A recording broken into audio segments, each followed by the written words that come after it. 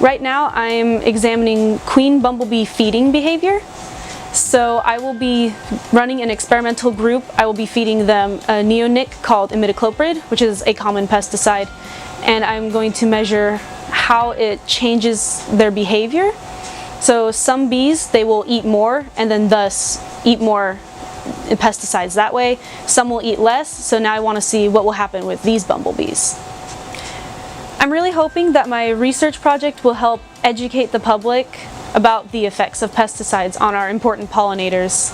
And so I'm hoping that any data that I find that I could share and help people just be more aware of what they're doing. Like, you don't really think about when you spray a pesticide, but if I can tell them that that pesticide influences how a bee behaves, maybe I can help make a difference.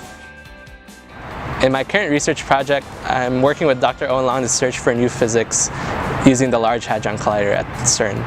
So the Large Hadron Collider collides protons at extremely high energies. Why? How does this lead to new physics, you would ask?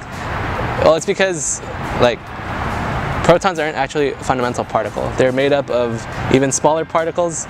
So if we collide these things, we could generate new particles, for example the Higgs boson, which was discovered in 2012. By colliding these protons at extraordinarily high energies, we are able to probe areas for new physics. And I'm working with Dr. Owen Long and utilizing and improving novel analysis techniques to search for these new physics in the data. My current research project is working on chemically labeling proteins, secreted proteins, as a means of probing their folding structure. But what I find exciting about my current project is that it is typically very hard to characterize protein folding in vivo, and hopefully the project that I'm working on can really do some work in that area.